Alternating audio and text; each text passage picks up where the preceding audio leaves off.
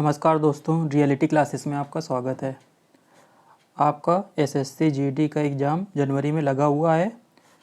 जिन लोगों ने भी इसका फॉर्म भरा है और यह जो आगे भरने वाले हैं, ये वीडियो उनके लिए बहुत ही महत्वपूर्ण रहने वाला है। मैं एक सीरीज़ स्टार्ट कर रहा हूँ जिसमें प्रीवियस ईयर क्वेश्चन कराए जाएंगे एसएससी जीडी के। पिछले साल 15 दिन आपका पेपर चला था और 3 शिफ्ट में मतलब 45 पेपर हुए थे। इसका लेवल जो है ना वो बेसिक रहता है। आपको एक आइडिया लग गया कि पेपर में क्या क्या आता है तो आप इसमें अच्छे मार्क स्कोर कर सकते हैं। तो मैं प्रीवियस ईयर के क्वेश्चन भी कराऊंगा और एक्स्ट्रा जानकारी भी दूंगा कि आपको क्या क्या पढ़ना है, जिससे आप एग्ज़ाम में अच्छे नंबर ला सकते हैं। इस वीडियो में हम लोग 2 टॉपिक कवर करेंगे। चलो पहले मैं बताता हूँ कि एसएससी जीडी में मतलब पता ही होगा आप लोगों को कि पिछले साल तक ये पैटर्न था कि 4 सब्जेक्ट आते थे उसमें, मतलब मैथ, रीजनिंग, जीके और हिंदी या इंग्लिश में से एक आप ले सकते थे। तो 25-25 क्वेश्चन सभी के आते थे। तो 4 टॉपिक हो गए, 100 क्वेश्चन टोटल आते थे और समय मिलता था 1.5 घंटे का, 90 मिनट का। इस बार क्या हुआ है, हर टॉपिक से 20-20 क्वेश्चन आएंगे, 25 की जगह 20 क्वेश्चन। तो टोटल 80 क्वेश्चन हो गए और समय मिलेगा 60 मिनट। तो चेंज बस यही है, सिलेबस में कोई चेंज नहीं है। समय में चेंज किया गया है, पहले 1.5 घंटा मिलता था 90 मिनट, अब मिलेंगे 60 मिनट। पहले 100 क्वेश्चन होते थे, अब 80 क्वेश्चन होंगे। ज़्यादातर लोग हिंदी ही सिलेक्ट किए होंगे। यदि जिन लोगों ने इंग्लिश सिलेक्ट किया है वो कमेंट करें तो मैं इंग्लिश वाला जो टॉपिक है ना उसके भी क्वेश्चंस रखूँगा। तो इसमें मैं जनरल नॉलेज या जनरल अवेयरनेस जो कुछ भी बोल दो और हिंदी दोनों के 25-25 हो गए क्वेश्चन। तो टोटल 50 क्वेश्चन इस वीडियो में सॉल्व कराए जाएंगे। इसके अगले पार्ट में ये पहला पेपर है जो पिछले साल मतलब 2021 में 16 नवंबर को हुआ था, उसका फर्स्ट शिफ्ट में। और जो इस पेपर में मैथ और रीजनिंग के क्वेश्चन थे वो अगले वीडियो में कराए जाएंगे। तो चलिए वीडियो शुरू करते हैं आगे। सबसे पहले हम लोग यहाँ जनरल नॉलेज और जनरल अवेयरनेस के क्वेश्चन को देखेंगे। पहला क्वेश्चन दिया गया, केंद्रीय शिक्षा मंत्री ने 5 सितंबर 2020 को फिर स्पेस एंड नामक एक निःशुल्क मोबाइल ऐप लॉन्च किया। और ये करंट पे बेस्ड क्वेश्चन है। इसका सही आंसर है बी, इंग्लिश प्रो। तो इंग्लिश प्रो नाम से एक ऐप लॉन्च किया गया था, किसके द्वारा? शिक्षा मंत्री के द्वारा। आपको इससे एक ये जानकारी मिलेगी कि किस टॉपिक से कितने क्वेश्चन आते हैं। तो ये क्वेश्चन ना करंट पे बेस्ड है। दूसरा क्वेश्चन है, अल्फा कण के द्विआवेशित, इंग्लिश में लिखा है डबल चार्ज्ड, डबली में आया ना, डबल 2 एल लिख गए तो एक ही एल होता है, आयन होते हैं। तो बोल रहा है अल्फा कण किसके द्विआवेशित आयन होते हैं? तो ये हीलियम के द्विआवेशित आयन होते हैं। इसका सी ऑप्शन सही है। ये साइंस का क्वेश्चन है। तीसरा क्वेश्चन है, 2011-12 में की गई गणनाओं के अनुसार ग्रामीण भारत के व्यक्तियों के लिए गरीबी रेखा प्रतिमाह तय की गई थी। तो ग्रामीणों के लिए जो दी गई थी वो 816 थी और शहरी के लिए 1000 थी। तो इसका सही ऑप्शन होगा 816 रुपये प्रति व्यक्ति। आय की बात यहाँ पे है। चौथा क्वेश्चन है, भारतीय संविधान का कौन सा अनुच्छेद सहकारी समितियों के संवर्धन से संबंधित है? तो सहकारी समितियों को कोऑपरेटिव सोसाइटी बोलते हैं। तो ये आपका डीपीएसपी में आता है। अनुच्छेद 36 से जो 51 तक हैं वो डीपीएसपी में आते हैं। तो उसके अंतर्गत जो 43 बी है वो कोऑपरेटिव सोसाइटीज के संवर्धन से संबंधित है। बी ऑप्शन सही है चौथे का। पांचवा क्वेश्चन है, नवंबर 2020 में दिवंगत फ़कीर चंद कोहली को के रूप में जाना जाता है। देखिए नवंबर 2021 में पेपर हुआ था और ये क्वेश्चन है नवंबर 2020 का। तो इसमें इस पेपर में जो करंट आई है वो 1 साल पहले की आई है, मतलब ये समझ लीजिए। तो इसमें करंट ना आपको काफ़ी पुरानी भी कवर करनी है।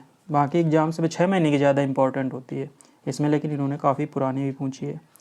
तो इस जो फ़कीर चंद कोहली है ना, इनको भारतीय सॉफ्टवेयर उद्योग का जनक कहा जाता है, इंडियन आईटी इंडस्ट्री का फादर। ए ऑप्शन सही है पांचवें का। छठवां क्वेश्चन है, राजा टोडरमल निम्न में से किस मुगल सम्राट के शासनकाल के दौरान राजस्व मंत्री थे? काफ़ी फेमस पर्सनालिटी थे और ये अकबर के दरबार में थे, राजस्व मंत्री थे। 7वां क्वेश्चन है, ये हिस्ट्री से था क्वेश्चन। 6वां 7वां क्वेश्चन भी हिस्ट्री से है, इतिहास से। मराठों और अफगानिस्तान के शासक अहमद शाह दुर्रानी, इसको अहमद शाह अब्दाली भी बोलते हैं, के बीच पानीपत की तीसरी लड़ाई किस वर्ष हुई थी? तो ये हुई थी 1761 में। तो पानीपत की आपको तीनों लड़ाइयाँ याद होनी चाहिए। पहली हुई थी 1526 में, अकबर किसके इब्राहिम लोदी और बाबर के बीच में। दूसरी हुई थी अकबर और हेमू के बीच में, नेतृत्व किया था उसका बैरम खान ने 1556 में। 1556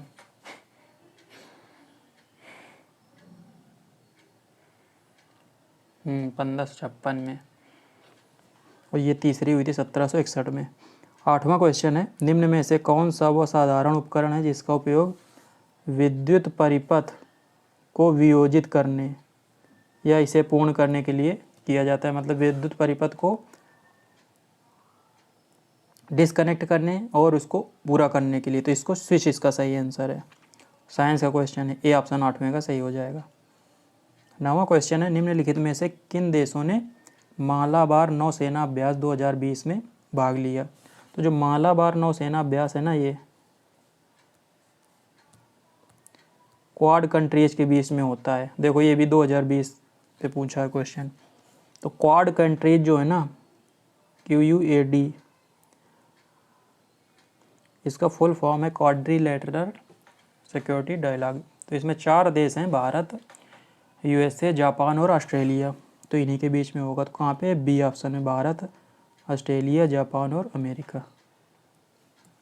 10वां है, पानी के एक अणु में हाइड्रोजन और ऑक्सीजन के द्रव्यमानों का अनुपात कितना होता है? तो जो पानी होता है ना, इसका फार्मूला होता है H2O। हाइड्रोजन का जो मॉलिक्यूलर वेट होता है वो 1 होता है, लेकिन इसमें 2 हैं तो ये 2 हो जाएगा, और ये 2 हाइड्रोजन है, ऑक्सीजन 1 है तो इसका होता है 16। तो 2:16 हो गया, 2 से कट जाएगा तो 1:8 आ जाएगा। इसी तरह आप जिससे जिसका भी पूछे आप निकाल सकते हैं। द्रव्यमानों का जो अनुपात है ना, वो इसका 1:8 हो जाएगा। सी ऑप्शन सही है। 11 क्वेश्चन नंबर है, को विटीकल्चर के रूप में जाना जाता है। मतलब विटीकल्चर जो होती है उसमें क्या करते हैं? चलो ऑप्शन देखते हैं। पहला, सब्जियों, फूल और फल उगाना ना, ये हॉर्टिकल्चर के अंतर्गत आता है। दूसरा है मछली प्रजनन, ये पिस्सीकल्चर के अंतर्गत आता है। रेशम कीट पालन, इसको सेरीकल्चर बोलते हैं। और जो अंगूर की खेती है ना, इसी को विटीकल्चर बोलते हैं। डी ऑप्शन इसका सही है। 12 क्वेश्चन नंबर देखते हैं, निम्नलिखित में से कौन तीरंदाजी में भारत का प्रतिनिधित्व करता है? तीरंदाजी में ना दीपिका कुमारी, जो डी ऑप्शन दिया है ना, ये प्रतिनिधित्व करती हैं। तो ये स्पोर्ट्स वाले सेक्शन से है। नीरज चोपड़ा जो है ना, ये जेवलिन या भाला फेंक में प्रतिनिधित्व करते हैं भारत का। 13 क्वेश्चन नंबर है, संवाद कौमुदी नामक अखबार की स्थापना निम्न में से किसने की? संवाद कौमुदी है ना, ये राजा राम मोहन राय जी का बहुत ही फेमस अखबार था। जो यहाँ रास बिहारी बोस लिखा है ना, यदि ये पूछे कि जो आज़ाद हिंद फौज थी उसका गठन किसने किया था, तो इन्हीं का नाम लेना होगा, रास बिहारी बोस। और यदि ये क्वेश्चन आए कि ये किसके दिमाग की उपज थी आज़ाद हिंद फौज, तो कैप्टन मोहन सिंह का नाम आएगा। और रास बिहारी बोस ने बाद में इनको, सुभाष चंद्र बोस जी को, इसको हैंड ओवर कर दिया था, आज़ाद हिंद फौज को। 14 क्वेश्चन नंबर एक करंट से है, नवंबर 2020 में भारतीय क्रिकेट कंट्रोल बोर्ड मतलब BCCI ने को 2023 तक के लिए भारतीय टीम का किट प्रायोजक घोषित किया है। ये भी देखो नवंबर 2020, 1 साल का पूरा पकड़ा है पीछे का, मतलब एकदम शुरुआत का। तो ये जो है ना BCCI ने किसका, भारतीय टीम का किट प्रायोजक मतलब किट स्पॉन्सर, ये MPL स्पोर्ट्स को घोषित किया था उस समय। बी ऑप्शन सही था। करंट काफ़ी इंपॉर्टेंट है, लगभग 7 क्वेश्चन आप करंट से मान सकते हैं इसमें आए थे 25 में से। तो करंट मैंने एक साल की मतलब पूरे इस साल की कराई है। आपका जनवरी में होगा तो ये समझ लीजिए कि जनवरी पिछले साल तक की करंट अफेयर देखना है। तो मैंने जो करंट अफेयर्स नाम से प्लेलिस्ट बनाई है उसमें डिटेल तरीके से करंट अफेयर्स कराई है। मतलब कुछ में मैंने मंथली करवाई होगी, कुछ 6 मंथ का मैंने एक साथ कई सारे 10 वीडियो में शायद 6 महीने किया है। तो किसी भी वो मैंने पीईटी के लिए उसमें करवाया था। तो ऐसा तो है नहीं कि करंट चेंज हो जाएगा दूसरे एग्ज़ाम के लिए, तो आप वहाँ से जाके करंट देख सकते हैं। 15 क्वेश्चन नंबर है, स्वच्छ भारत मिशन ग्रामीण के चरण 2 की शुरुआत कब हुई? तो जो स्वच्छ भारत मिशन है ना, उसका जो सेकेंड चरण है वो 2020-2021 से शुरू हुआ। बी ऑप्शन सही है। 16 क्वेश्चन नंबर है, टीम केरल ब्लास्टर्स निम्न में से किस खेल से संबंधित है? तो ये फुटबॉल से संबंधित है। तो इसमें आप ये देख लीजिए ना कि स्पोर्ट्स से ये भी क्वेश्चन आ गया है। तो आपको ना जितनी लीग होती है इंडिया में वो सब याद रखना चाहिए। एक फुटबॉल लीग भी होती है, एक कबड्डी लीग भी होती है। तो उसमें कौन कौन सी टीमें हैं ये थोड़ा सा आपको आइडिया होना चाहिए, और उस साल के विजेता कौन है। 17 क्वेश्चन नंबर है, 26 जनवरी 2019 को भारतीय संविधान ने अपने अस्तित्व के 69 वर्ष पूर्ण किए। इन वर्षों में इसमें 12 जनवरी 2019 तक प्राप्त जानकारी के अनुसार कितने बार संशोधन किए गए हैं भारतीय संविधान में ना? तो ये 12 जनवरी 2019 तक ना 103 संविधान संशोधन हुए थे। तो आपको इम्पोर्टेंट संविधान संशोधन आने चाहिए। तो इस पे मैं एक वीडियो बना दूंगा पॉलिटी के सेक्शन में। अगला क्वेश्चन है, सरयू नदी किस नदी की सहायक नदी है? तो ये रिवर और उनकी ट्रिब्यूटरी पे बेस्ड क्वेश्चन है। तो जो सरयू नदी है ना, ये शारदा नदी की सहायक नदी है। जो अयोध्या है वो इसी नदी के किनारे बसा है। अगला क्वेश्चन है, निम्न में से कौन सा मिजो लोगों का परंपरागत बांस नृत्य है? तो मिजोरम में जो मिजो जनजाति पाई जाती है ना, उनका चिराओं जो नृत्य है ना, वो एक बम्बू डांस है। सी ऑप्शन सही है। तो ये लोक नृत्य पे बेस्ड क्वेश्चन है। कला एवं संस्कृति जो टॉपिक है ना, उस पे बेस्ड क्वेश्चन आया है ये। 20 क्वेश्चन नंबर है, स्पेस दिया गया है, सारग्राही कला इक्लेक्ट्रिक आर्ट इसको इंग्लिश में बोलते हैं, के उच्च स्तर को दर्शाता है, जिसमें 7वीं और 8वीं शताब्दी में चालुक्य वंश के अधीन उत्तरी और दक्षिणी भारत की वास्तुकलाओं का सुमेलित मिश्रण हुआ है। ये क्वेश्चन काफ़ी अच्छा था। इसका आंसर है पट्टदकल।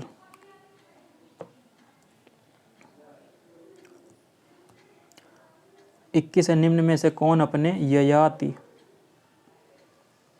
और तुगलक नामक नाटकों के लिए प्रसिद्ध है? तो ये दोनों नाटक ना एक गिरीश कर्नाड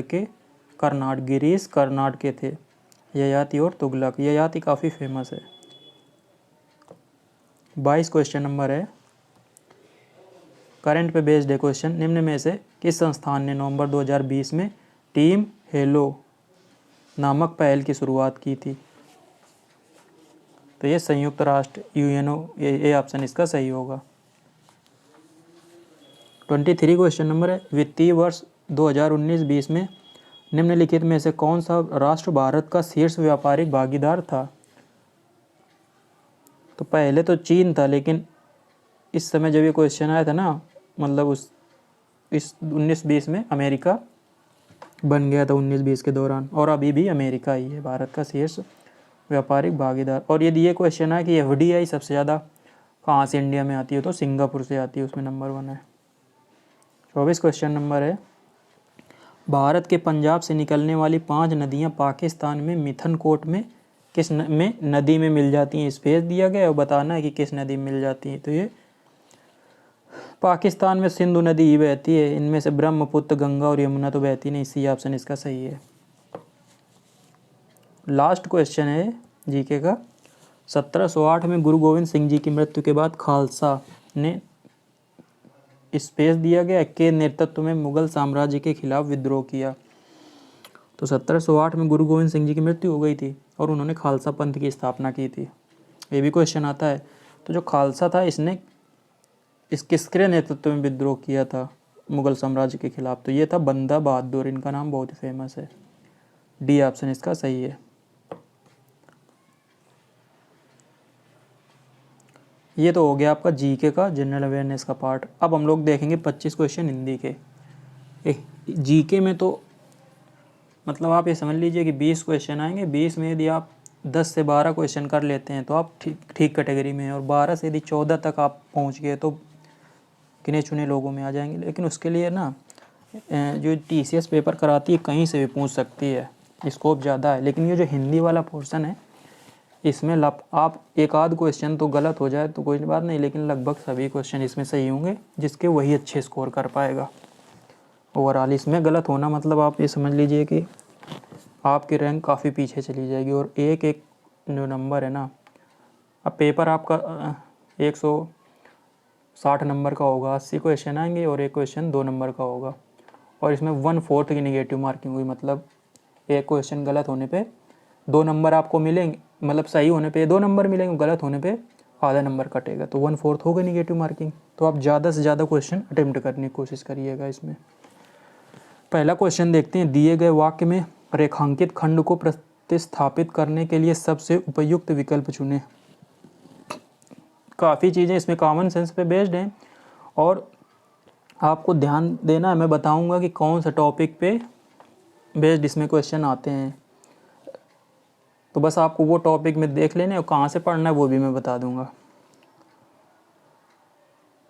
पहला है क्वेश्चन, मैं आपका दर्शन करने आया हूँ। तो बोल रहा है कि जो आपका है ना, यहाँ पे क्या आना चाहिए? तो ए ऑप्शन है मैं आपकी, बी है कोई बदलाव नहीं, सी मैं आपके, और डी मैं आपसे। तो यहाँ पे जैसे लिखा है ना आपका, तो ये एक आदर सूचक शब्द है ना, तो यहाँ पे आपके आएगा। तो मैं आपके दर्शन करने आया हूँ, तो आपकी जगह, आपका की जगह होगा मैं आपके दर्शन करने आया हूँ, ये सही होगा। दूसरा क्वेश्चन नंबर है, क्या दिया गया है? दिए गए वाक्य के किस भाग में त्रुटि है? दिया गया प्रधानाचार्य ने हिंदी अध्यापक को बुलाए। तो सीधा समझ में आ रहा है कि जो सी ऑप्शन है ना, इसमें बोला किस भाग में त्रुटि है, तो इसमें त्रुटि है, सी ऑप्शन सही है। तो होगा प्रधानाचार्य ने हिंदी अध्यापक को बुलाया। तीसरा क्वेश्चन नंबर है, मुझे मज़ा आती है में जो मज़ा आती है लिखा है, इसको अंडरलाइन किया गया है। तो बोल रहा है कि इसमें त्रुटि बताइए, कौन सी त्रुटि है?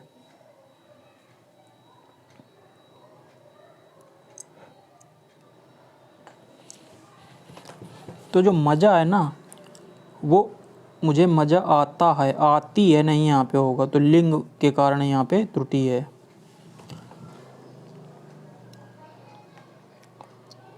चौथा क्वेश्चन नंबर है, द्रुत का विलोम चुने। तो द्रुत होता है ना, उसका मतलब तेज चलने की, स्पीड की बात हो रही है यहाँ पे। जो तेज चलता है उसको द्रुत बोलते हैं। तो इसका विलोम बोल रहा है, तो इसका विलोम होगा मंथर, जो धीरे धीरे चलता है। सी ऑप्शन सही होगा। तो आपको विलोम आने चाहिए। लिंग यहाँ पे क्वेश्चन आया, और इसमें वर्तनी शुद्धि और वाक्य शुद्धि पे भी क्वेश्चन बहुत सारे आते हैं। अगला क्वेश्चन देखते हैं, ये मुहावरे पर है। कथा के बैंगन, मुहावरे का सही अर्थ क्या है? मनगढ़ंत बातें, असंभव वस्तु, कृपण व्यक्ति, केवल दूसरों के लिए उपदेश। तो जो कथा के बैंगन है ना, इसका सही अर्थ है केवल दूसरों के लिए उपदेश देना। मतलब दूसरों को उपदेश देना तो आसान है, लेकिन उसको खुद फॉलो करना कठिन है। तो इसका जो सही अर्थ है ना कथा के बैंगन मुहावरे का, ये यही है, केवल दूसरों के लिए उपदेश।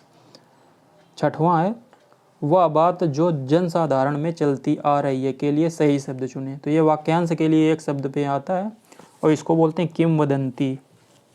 किंवदंती वो होती है जो जनरली चली आ रही है, लोगों से लोगों के द्वारा कही गई कोई बात।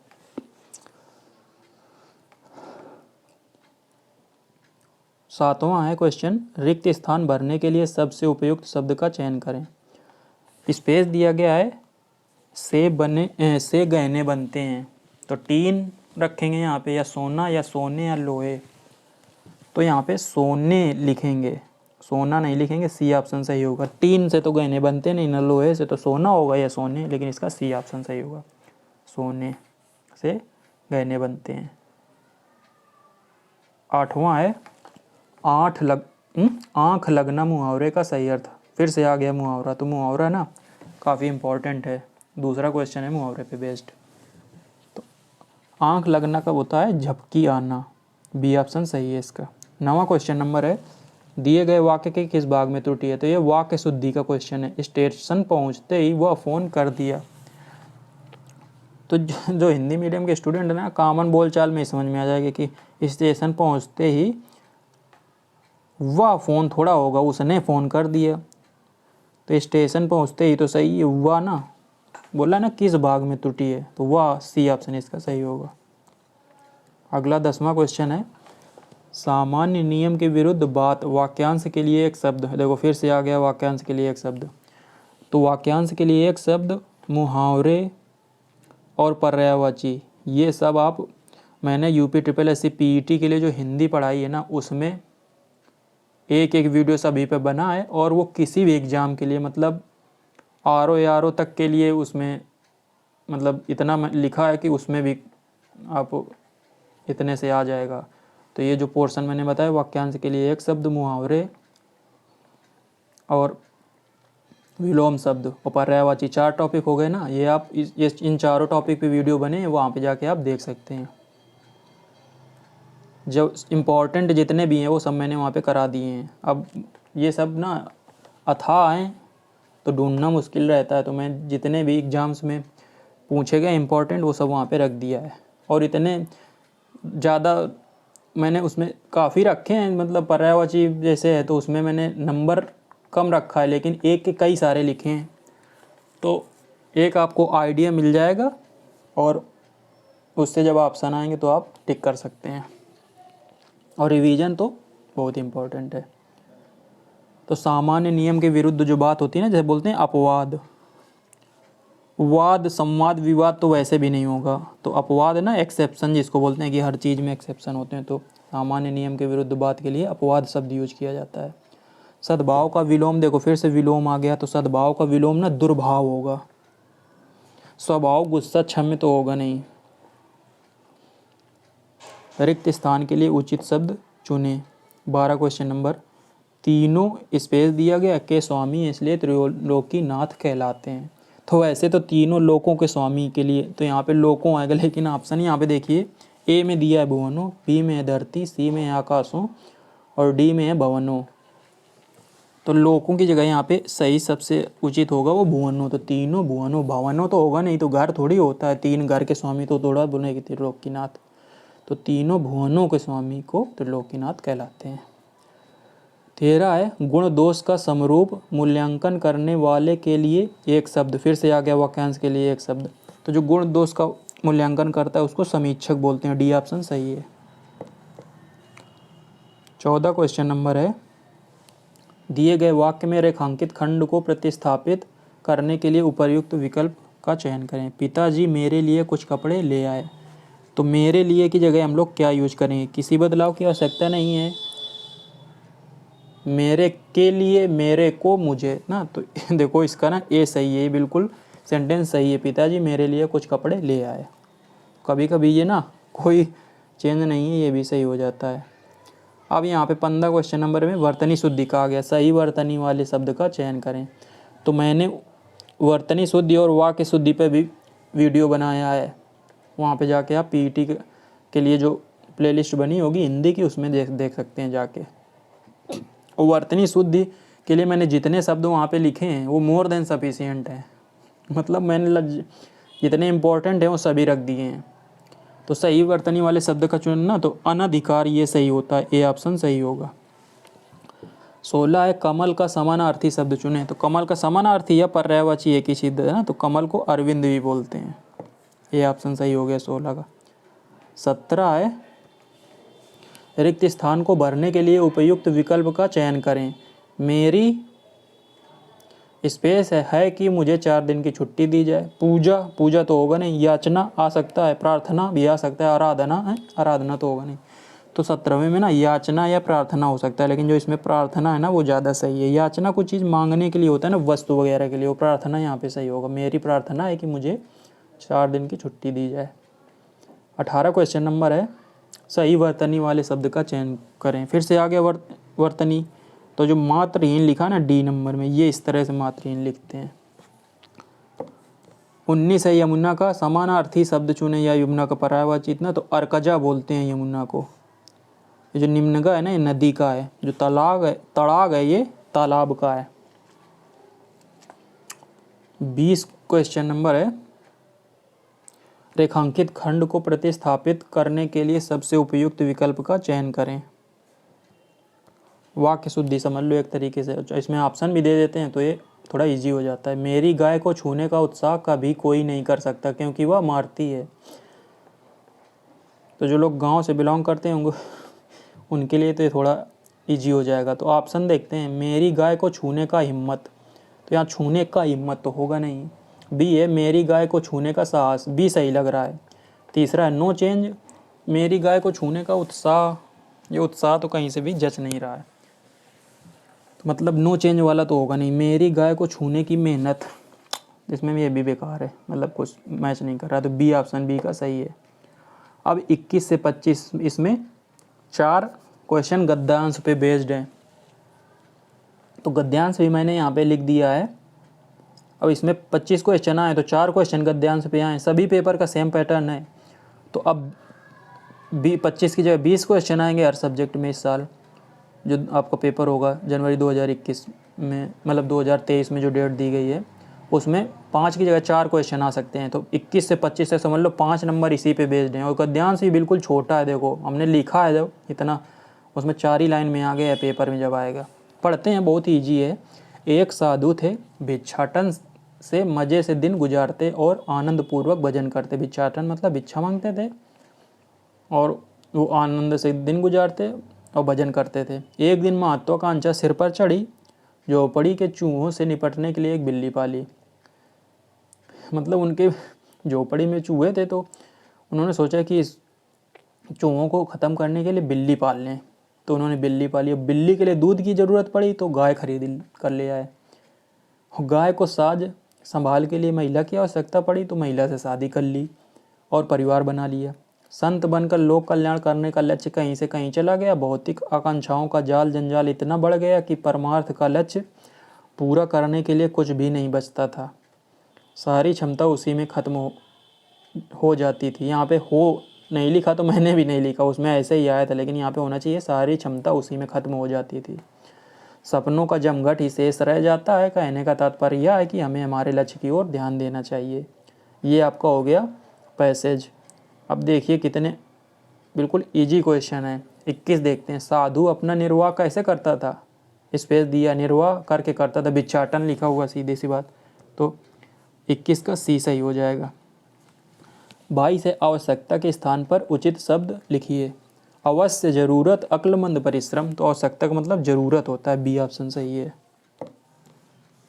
महत्वाकांक्षा का उचित अर्थ बता रहा, बोल रहा है कि महत्वाकांक्षा क्या होता है, बलवान होना, उन्नति को प्राप्त करने की इच्छा, दयालु, लायक न होना, बी ऑप्शन इसका सही है। उन्नति प्राप्त करने की इच्छा को महत्वाकांक्षा बोलते हैं। 24 है परमार्थ का विलोम शब्द पूछ रहा है परमार्थ का, तो परमार्थ दूसरे का जो मतलब काम करता है, और स्वार्थ जो हो जाएगा वो खुद के लिए काम करने वाले, सी ऑप्शन सही हो जाएगा। 25 है झोपड़ी के चूहों से निपटने के लिए साधु ने क्या किया, बिल्ली पाली। कहाँ पे लिखा है बिल्ली पाली, पहले में ही लिखा है ए। तो ये क्वेश्चन हो गए आपके हिंदी के। तो 50 क्वेश्चन मैंने करवाए हैं, इनको आप देखिए और जो बोला है कि आप कहाँ से क्या पढ़ना है वो पढ़िए। और अगले वीडियो में हम लोग रीजनिंग और मैथ करेंगे। उसमें बेसिक मैथ आती है, एलिमेंट्री मैथ लिखा है, और रीजनिंग में किस तरह क्वेश्चन आते हैं वो भी हम लोग देखेंगे, और मैं आपको बताऊंगा कहाँ से क्या पढ़ना है। चलिए मिलते हैं अगले वीडियो में, तब तक के लिए नमस्कार, धन्यवाद।